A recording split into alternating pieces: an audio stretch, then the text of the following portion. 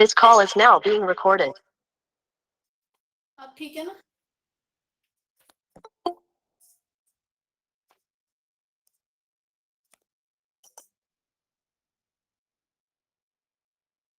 हाँ जी,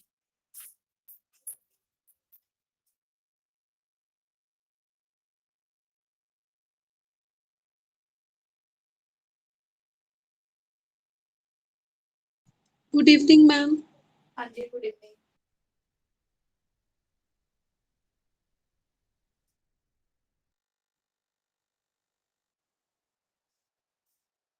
हाँ जी, पार्शियल डिफरेंशियल इक्वेशन हम स्टार्ट करने लगे हैं। ऑर्डिनरी में क्या होता था, फर्स्ट डे इंट्रोडक्शन दिया था ना ऑर्डिनरी और पार्शियल का। देखो, जिसमें डिपेंडेंट वेरिएबल तो एक ही है, बट इंडिपेंडेंट वेरिएबल कितने हो जाएं?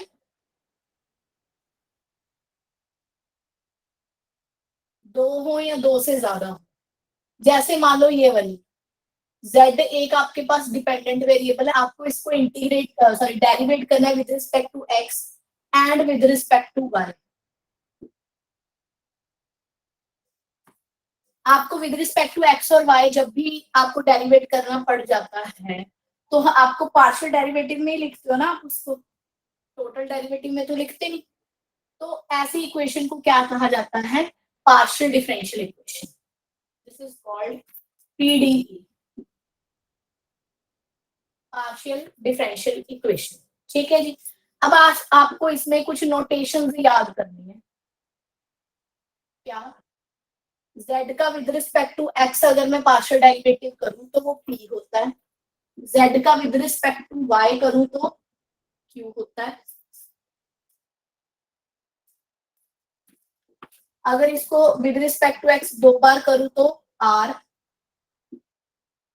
एक बार x और एक बार y के तो s, और अगर दो बार विद रिस्पेक्ट टू y करूं तो t। ये नोटेशंस आपको आगे फर्दर काम आएंगी, इसको आपने याद रखना।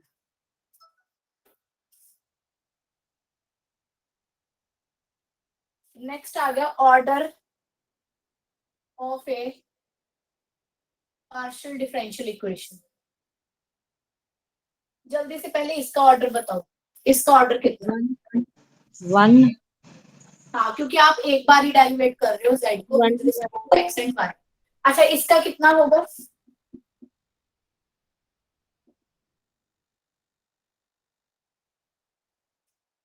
2। आपको मैक्सिमम पावर देखनी है, जरूरी नहीं x के साथ उतना y भी बैठा हो। एक बार x का विद रिस्पेक्ट टू दो बार हो गया तो ऑर्डर कितना करोगे? 2 ही है। ऑर्डर कितना हो गया? 2। अब इसमें डिग्री का कोई कॉन्सेप्ट नहीं है। जैसे डिग्री हम किस में देखते थे? सिंपल ऑर्डिनरी डिफरेंशियल इक्वेशन में। यहाँ पे ऐसा कोई कॉन्सेप्ट नहीं है। होमोजीनियस नॉन होमोजीनियस का कोई कॉन्सेप्ट नहीं है। इसके बाद जो हमने डायरेक्टली इसमें करना है linear partial differential equation, linear quasi और excuse me non. Ma'am, excuse me ma'am. बोलो जी बोलो। मैम अगर यहाँ पे इक्वेशन में y के विद रिस्पेक्ट भी डेरिवेट किया होता तो फिर उस केस में हम क्या ऑर्डर लिखते? दोबारा बोलो, बोलो क्या ऐड करूं, आप बताओ। X square delta z by delta y। एक मिनट एक मिनट एक मिनट, हाँ अब बोलो कितना, बोलो ऐड करूं। Ma'am delta z by delta y का cube ma'am, third time derivative अगर है इससे। अच्छा, अगर थर्ड टाइम हो तो टोटल डेरिवेटिव 3 हो जाएगा ना, क्योंकि हमने एक बार कर बाई 3 टाइम्स। बस आपको ये देखना है कि मैक्सिमम कितनी बार टाइम वो डेरिवेट हो रहा है, चाहे विद रिस्पेक्ट टू एक्स हो चाहे वाई, कोई इशू नहीं। ओके। ठीक है, आपको आगे बात समझ में? हाँ जी। Linear quasi and non linear partial differential equation कौन सी होती है?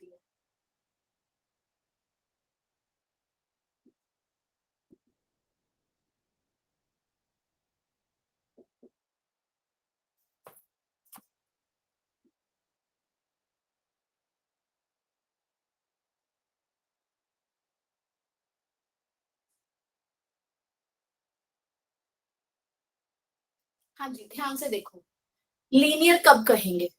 देखो यहाँ पे एक्स और वाई दिख रहा है, जेड नहीं होना चाहिए यहाँ पे। आपको याद है लीनियर में हम क्या करते होते थे कि जो डिपेंडेंट वेरिएबल है, एक तो उसकी डिग्री 1 होनी चाहिए, यहाँ पे भी 1 है, और जेड की भी डिग्री कितनी होनी चाहिए डिपेंडेंट की? 1। ये देखो जेड की 1 है कि नहीं? जेड की 1 है। उसके बाद एक्स वाई पे कोई प्रॉब्लम नहीं है, वो कैसा भी दिखता हो, है ना? तो जैसे यहाँ पे पी ऑफ एक्स वाई, यहाँ एक्स वाई फंक्शन किसी का भी हो, कोई फर्क नहीं पड़ता, यहाँ पे भी कोई फर्क नहीं पड़ता। ये देखो कि इसकी भी डिग्री 1 है, इसकी भी 1 है, और जेड की भी यहाँ पे 1 ही है। क्या जेड और पार्शियल डेरिवेटिव आपस में मल्टीप्लाई हो रहे? देखो यहाँ पे कहीं भी जेड दिख रहा है कि वो आपस में मल्टीप्लाई हो रहे हो? No ma'am. ना, यहाँ पे जेड कर लो, क्यू वाले में भी जेड नहीं है, तो मल्टीप्लाई नहीं हो रहे। यहाँ पे भी चेक कर लो, एक बार ही जेड है, कोई जेड ऐसे मल्टीप्लाई करके कोई जेड स्क्वायर नहीं बन रहा, यहाँ पे भी कोई ऐसा जेड नहीं बन रहा। तो इस टाइप की इक्वेशन को क्या कहते हैं? Linear partial differential equation. This is the linear partial differential equation. ठीक है मैम, एक बार दोबारा बता दो। लीनियर में क्या होता है, आप बताओ पहले एक बार। Ma'am 1 degree linear. डिग्री 1 होनी चाहिए, डिपेंडेंट की भी डिग्री 1 होनी चाहिए, डिपेंडेंट और उसके डेरिवेटिव आपस में मल्टीप्लाई नहीं होनी चाहिए, है ना? तो वही चीज तो आ रही है। देखो इसकी भी डिग्री 1 है, इसकी भी डिग्री 1 है, साथ में इसकी भी डिग्री 1 है, जेड भी 1 ही बैठा है। अब मैं ये कहना चाह रही थी कि अगर यहाँ पे जेड होता तो प्रॉब्लम हो जाती, यहाँ जेड है ही नहीं, जेड पार्शियल डेरिवेटिव के साथ मल्टीप्लाई हो ही नहीं रहा, ना यहाँ हो रहा है, और यहाँ पे भी अकेला जेड ही है, जेड स्क्वायर या क्यूब नहीं बन रहा, बस। ठीक है, तो मेरी लीनियर पार्शियल डिफरेंशियल इक्वेशन होगी। नेक्स्ट आ गया क्वासी।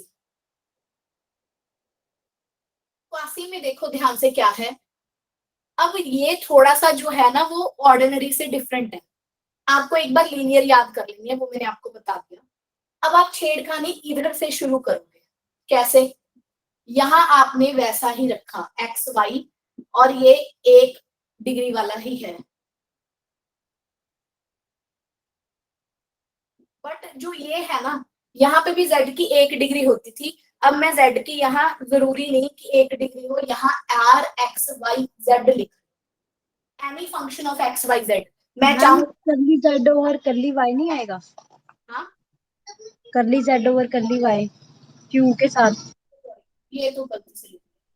यहाँ कोई भी एक्स वाई जेड का फंक्शन आ जाएगा, चाहे मैं चाहूँ तो साइन एक्स वाई जेड लिखूं, चाहे यहाँ पे मैं साइन जेड लिखूं, कुछ भी लिखूं, एक्स वाई जेड का फंक्शन कुछ भी लिखूं, उससे कोई फर्क नहीं पड़ता। चाहे अब यहाँ पे यही लिख दूं जेड स्क्वायर, तो भी कोई फर्क नहीं पड़ता, चाहे यहाँ पे डिग्री 2 हो जाए। तो ये किस कैसे कैटेगरी में आएगा? क्वासी में।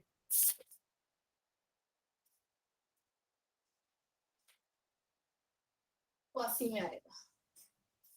ठीक है, अब जो ना रिपीट कर दो एक बार। हाँ, रिपीट कर दो एक बार। बस यही कह रही हूँ, यहाँ पे बच्चे जेड होता था स्पेशली, देखो आर एक्स वाई फंक्शन के साथ अकेला जेड होता था। यहाँ पे आपने फंक्शन बना लिया एक्स वाई जेड का। जब आपने फंक्शन लिख दिया एक्स वाई जेड का, तो आप यहाँ पे जेड स्क्वायर भी ले सकते हो, z cube, x y z की पावर 4, कुछ भी ले सकते हो। यहाँ जेड पे रिस्ट्रिक्शन नहीं है कि वो उसके ऊपर 1 ही डिग्री है, यहाँ पे कोई रिस्ट्रिक्शन नहीं है इधर वाली side, that's why it is quasi. अब नॉन लीनियर कौन सा है? जो ना लीनियर है ना क्वासी है, वो नॉन लीनियर है, मतलब जिसके यहाँ पे भी गड़बड़ होनी शुरू हो जाए, चाहे यहाँ चाहे यहाँ, p x y z, q x y z, इधर भी चाहे गड़बड़ हो ना हो कोई फर्क नहीं पड़ता, ऑल ओवर ही इक्वेशन खराब हो चुकी है। पहले खराबी किधर थी? इधर आई थी, यहाँ पे क्वासी में। अब खराबी इधर भी चली गई। एग्जाम्पल लिखने लगी हूँ, फिर आप बताना, अगर कुछ पूछना है तो पूछो।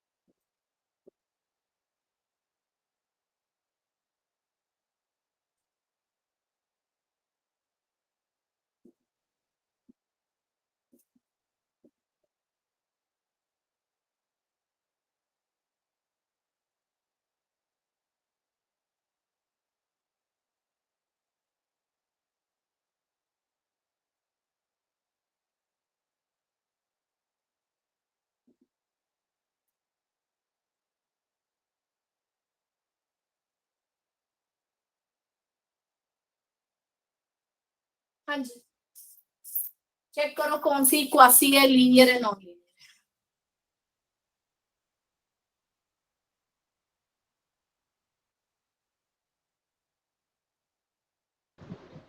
First non linear. Ma'am first तो नॉन लीनियर है। ठीक है, सेकंड लीनियर है। मैम सेकंड भी लीनियर है। थर्ड और फोर्थ भी नॉन लीनियर है। Third and fourth also non linear. Fifth ma'am linear है। Linear last.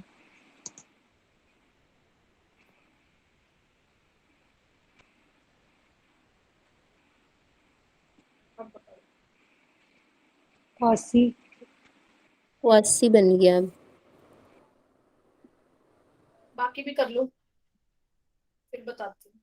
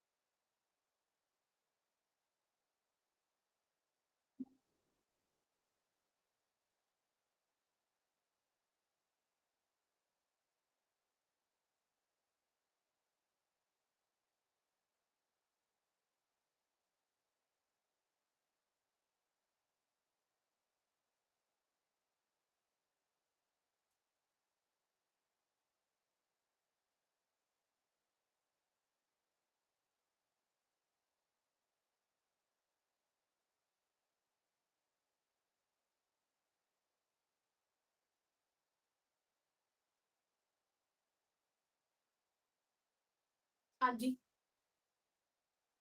देखो अब डिस्कशन करते हैं इस पे।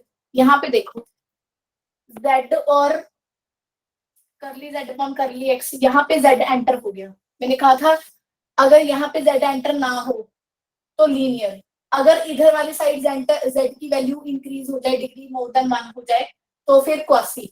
अगर सारी में ही गड़बड़ हो जाए, इधर गड़बड़ होनी शुरू हो जाए तो नॉन लीनियर। यहाँ z आ गया कि नहीं आ गया? मैम यहाँ z आ गया कि नहीं आ गया? आ गया। गड़बड़ किधर चली यस गई? मैम। लेफ्ट साइड गड़बड़ कर्ली किधर z चली गई? अपॉन कर्ली y के साथ। तो क्या हुआ मेरे पास? नॉन लीनियर हुआ।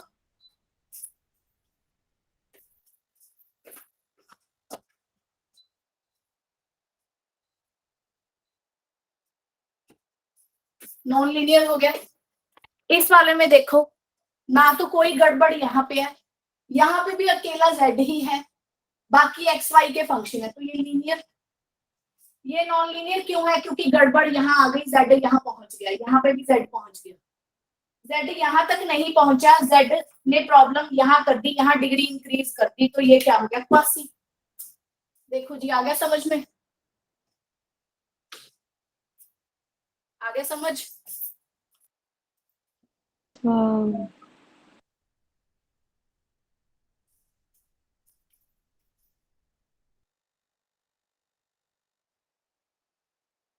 इसके बाद आ गया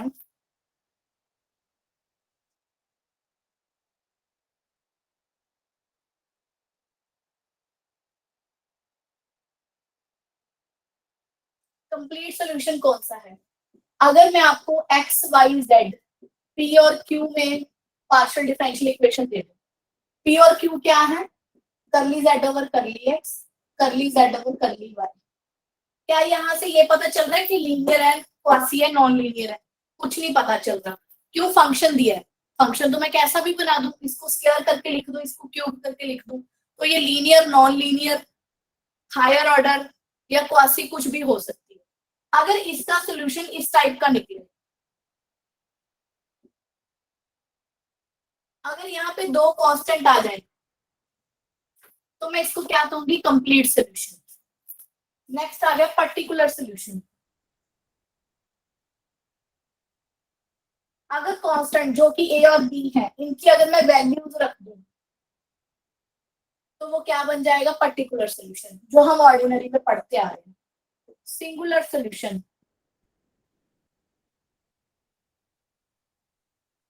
हाँ जी, एनवेल्प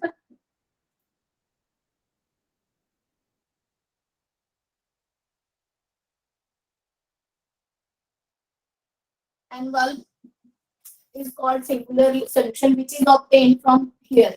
अगर मैं f x y z a और b बैठे, अगर मैं curly f with respect to a और इसको विद रिस्पेक्ट टू b करके यहां से a और b को क्या कर दूं, एलिमिनेट। अगर मैं एलिमिनेट कर दूं a और b को इन तीनों में से, तो क्या आएगा, सिंगुलर सोल्यूशन। ठीक है, नेक्स्ट आ गया जनरल सोल्यूशन। देखो अब यहाँ कंप्लीट सोल्यूशन के साथ जर्नल भी आ रहा है, जबकि ऑर्डिनरी में ऐसा नहीं होता था। अब यहाँ जर्नल का क्या मीनिंग है, आपके पास एक सोल्यूशन निकला a कोमा b। अगर आप यहाँ पे a चाहे b को किसी भी एक कांस्टेंट को दूसरे के फंक्शन में लिख सकते हो। अगर मैं b को as a function of a लिख सकती हूँ तो मैं उसको क्या करूंगी, general solution.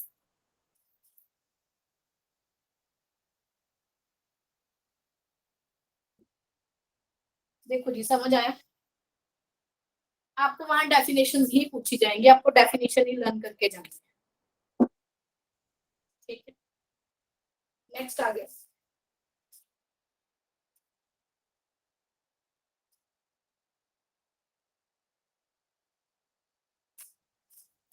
Lagrange method.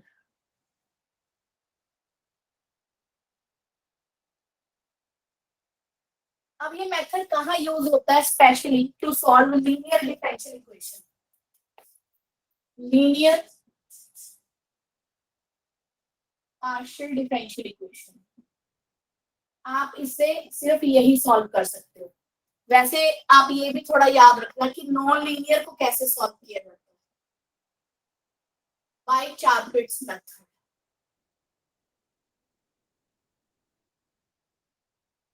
Non linear कैसे सॉल्व की जाती है, बाय चारपिट मेथड। ये लीनियर पार्शियल डिफरेंशियल इक्वेशन को बाय लैग्रांज मेथड सॉल्व किया जाता है। लीनियर कैसे लिखी जाती है, p curly z over curly x q curly z over curly y equal to some r। कोई भी फंक्शन उधर हो सकता है।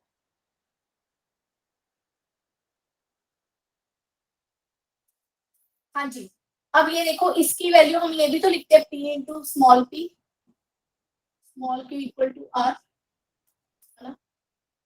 तो लैग्रांज मेथड, ये लैग्रांजेस मेथड क्या कहता है, इसको सॉल्व करने का तरीका क्या है, dx ओवर p रखो, dy ओवर dz q रखो, dz ओवर r,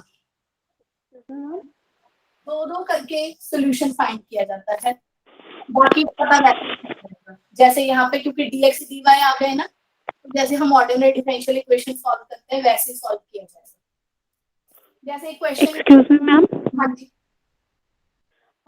मैम इसमें डिग्री 1 होना जरूरी है, ऑर्डर सॉरी है ना, लीनियर। मैम नहीं, order ma'am linear partial differential equation order 2 की भी तो हो सकती है। हाँ, पर ये फर्स्ट डिग्री के लिए सॉल्व करने के लिए, लैग्रांज सिर्फ फर्स्ट के लिए है। ओके हाँ। ओके। अब इसमें क्वेश्चन है, मान लो ये वाला,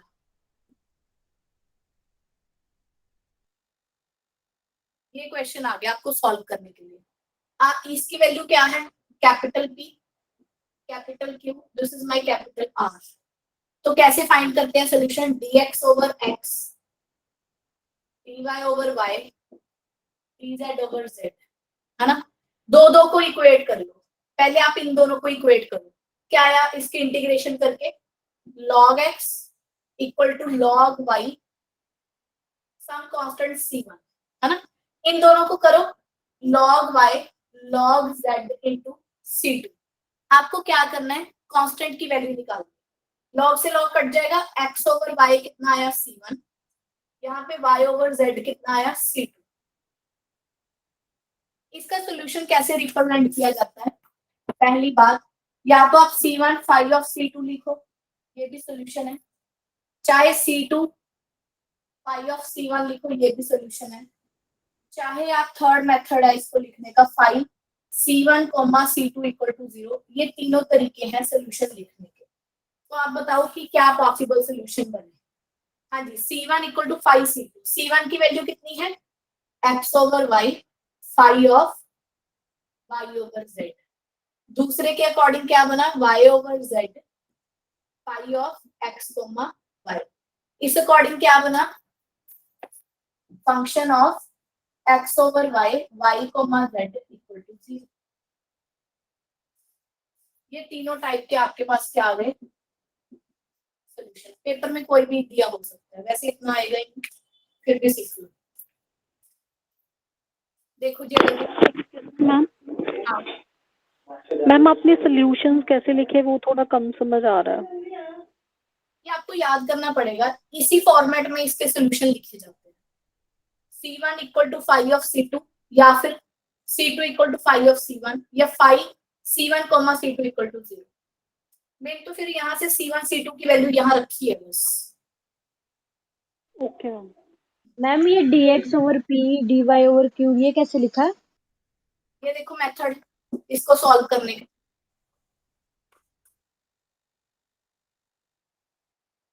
नहीं मैम मैं ही लिखा है dx ओवर p कितना आया? ये मेथड है बच्चे, जैसे हम ऑर्डिनरी में करते हैं कि पर्टिकुलर इंटीग्रल कैसे निकालें, कॉम्प्लीमेंट्री फैक्टर कैसे निकालें, ऐसे इसमें है। ठीक है मैम। ठीक है, नॉन लीनियर को कैसे सॉल्व करते हैं, बाय चारपिट्स मेथड, ये लिख लेना। Non linear partial differential equation. हाँ जी हाँ जी हाँ जी। मैम वो भी फर्स्ट ऑर्डर वाली कर सकते हैं ना? मैम वो भी फर्स्ट ऑर्डर वाली कर सकते हैं ना? हाँ जी हाँ जी हाँ जी।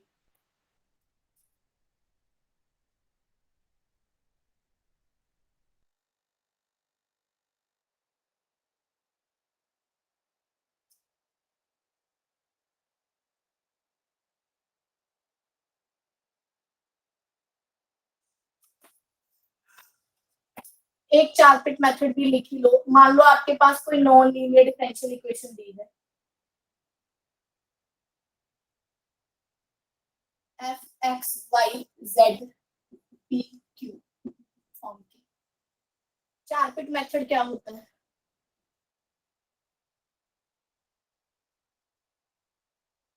dx equal to dy equal to dz dp minus minus dq,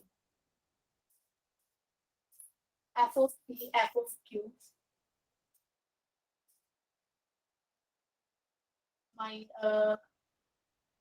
p f of p plus q f of q dx plus p f of z dy plus q f of z।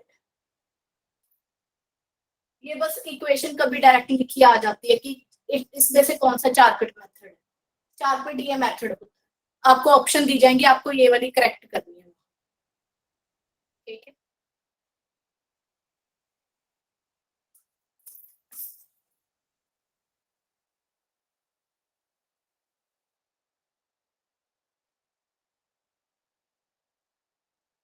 Clarity equation जैसे हमने ordinary differential equation में पढ़ी थी, वैसे हम यहाँ पे partial में पढ़ेंगे। यहाँ पे क्या होता है, z equal to p x plus q y plus function of p comma q। इसका सोल्यूशन कैसे लिखा जाता है, z equal to a x plus b y plus function of a comma b। This is the solution, बस sufficient है paper में।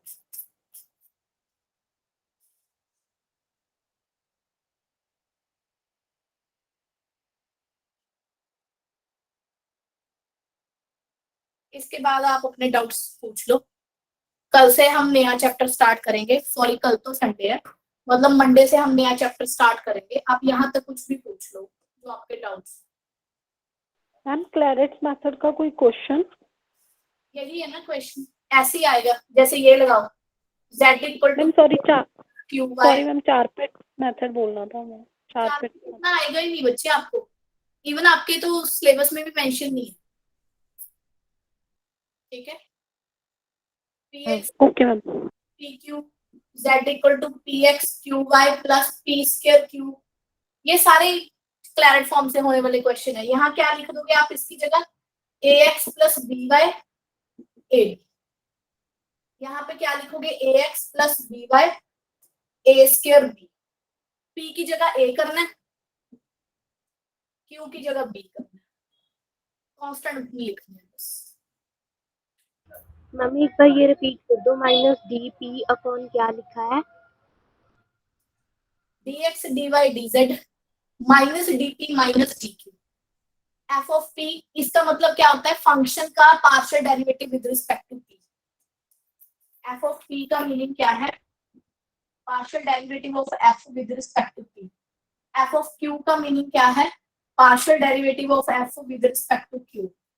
F of x का meaning क्या है, एफ का विद रिस्पेक्ट टू एक्स, और एफ का विद रिस्पेक्ट टू वाई मतलब कि with respect to Y partial derivative कर दो। ये हो गया मेरा एफ ऑफ जेड।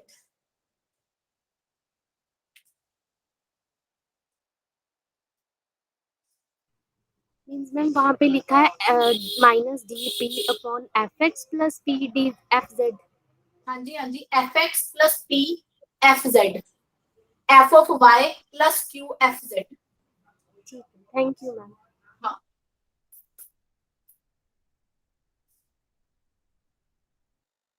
हाँ जी, डाउट पूछो। मैम प्रीवियस ईयर वाले जो, किसी मर्जी में से पूछो, बोलो। हाँ जी ma'am, meritorious 2016 71 question 72।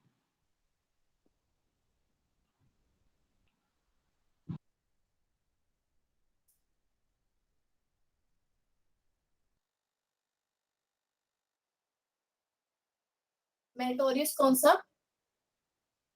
2016।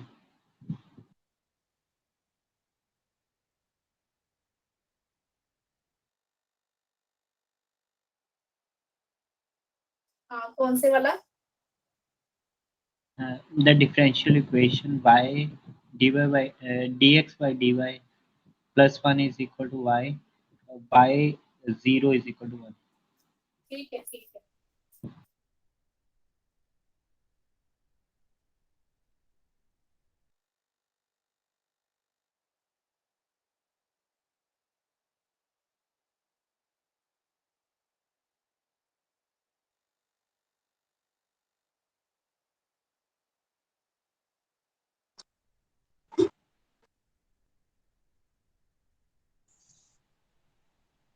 Excuse me ma'am, ma'am मेरी स्क्रीन चलेगी मैम।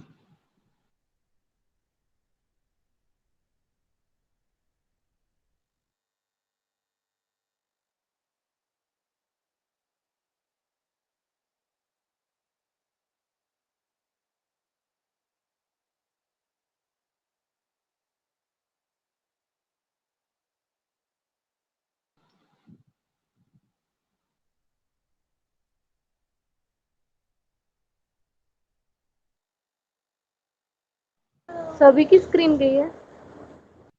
यस।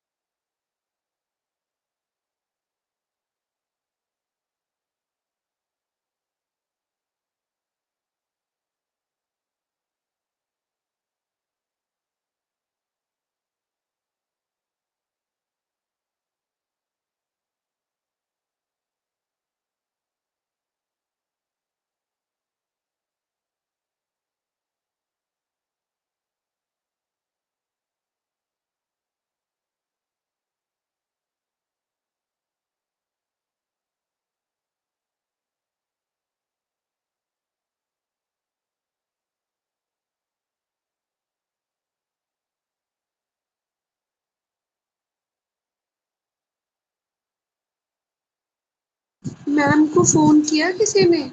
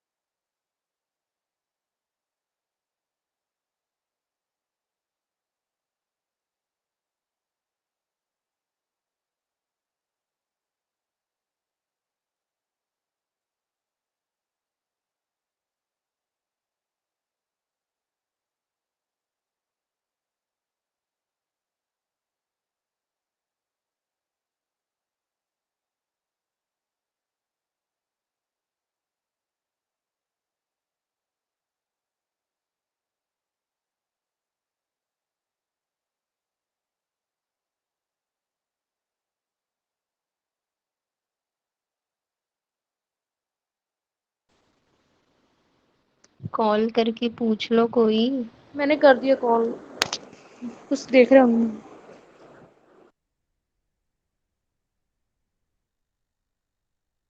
क्या बोला मैम ने? मैं देखती हूँ ये बोला। ओके। Okay okay.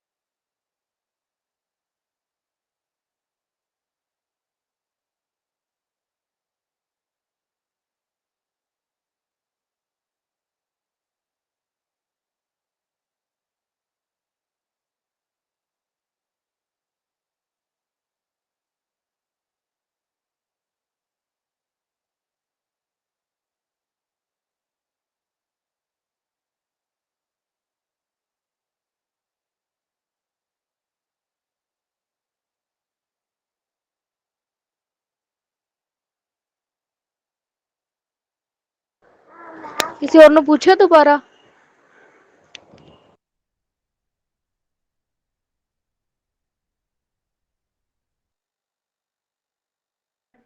मुझे लगता है हमें लीव कर देना चाहिए, अदरवाइज मैम नया लिंक भेज देंगे। मैम तो ग्रुप में भी रिप्लाई नहीं कर रहे हैं।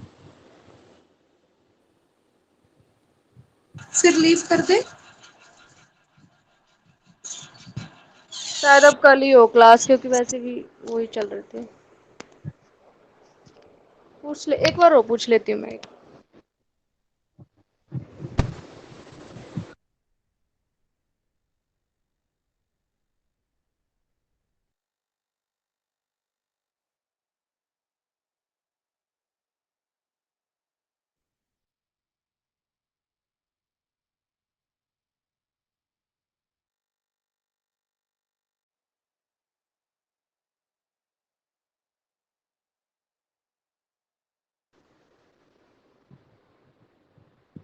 नेटवर्क इशू है, मैडम ने वेट करने के लिए कहा है।